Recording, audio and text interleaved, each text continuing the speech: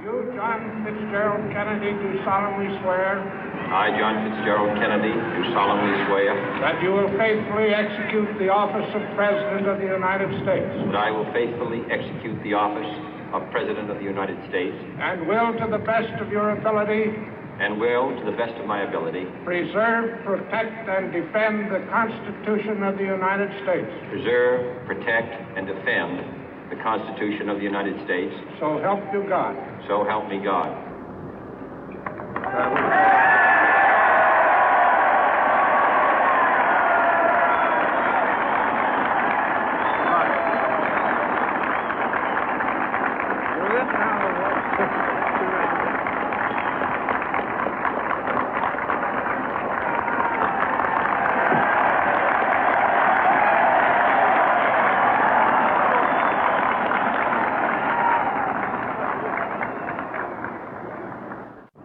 Vice President Johnson, Mr. Speaker, Mr. Chief Justice, President Eisenhower, Vice President Nixon, President Truman, Reverend clergy, fellow citizens. We observe today not a victory of party, but a celebration of freedom, symbolizing an end as well as a beginning, signifying renewal as well as change.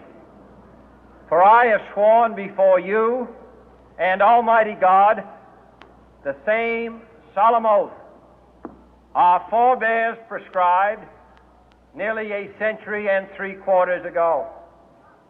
The world is very different now, for man holds in his mortal hands the power to abolish all forms of human poverty and all forms of human life.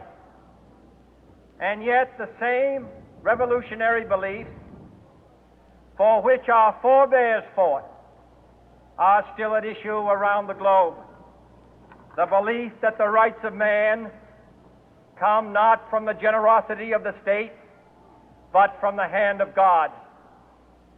We dare not forget today that we are the heirs of that first revolution. Let the word go forth from this time and place to friend and foe alike that the torch has been passed to a new generation of Americans born in this century, tempered by war, disciplined by a hard and bitter peace, proud of our ancient heritage, and unwilling to witness or permit the slow undoing of those human rights to which this nation has always been committed and to which we are committed today at home and around the world.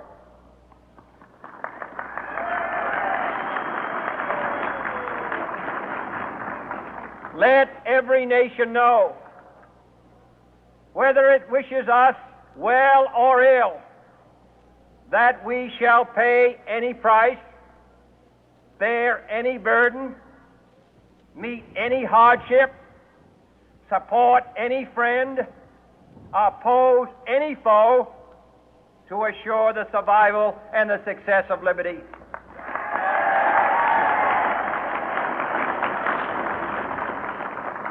This much we pledge and more. To those old allies whose cultural and spiritual origins we share, we pledge the loyalty of faithful friends. United, there is little we cannot do in a host of cooperative ventures. Divided, there is little we can do, for we dare not meet a powerful challenge at odds and split asunder.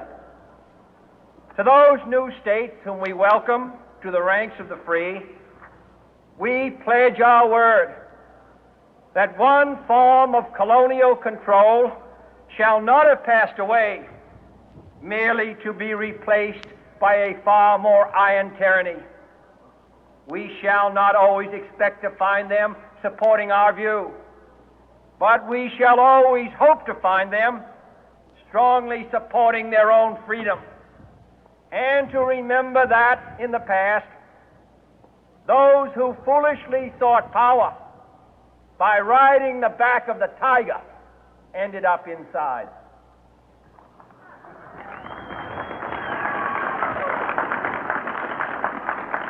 To those people in the huts and villages of half the globe struggling to break the bonds of mass misery, we pledge our best efforts to help them help themselves for whatever period is required, not because the communists may be doing it, not because we seek their votes, but because it is right. If a free society cannot help the many who are poor, it cannot save the few who are rich.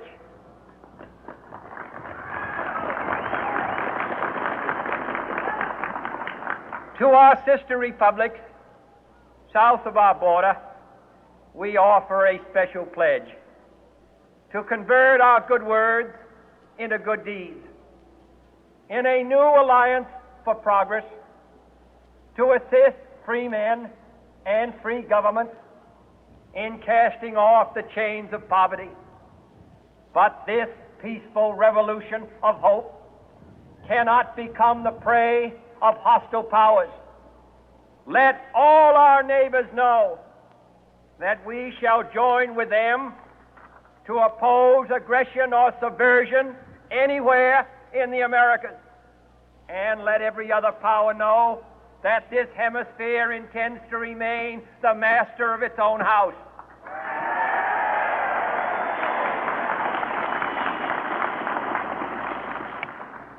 To that World Assembly of Sovereign States, the United Nations, our last best hope, in an age where the instruments of war have far outpaced the instruments of peace, we renew our pledge of support to prevent it from becoming merely a forum for invective, to strengthen its shield of the new and the weak, and to enlarge the area in which its writ may run.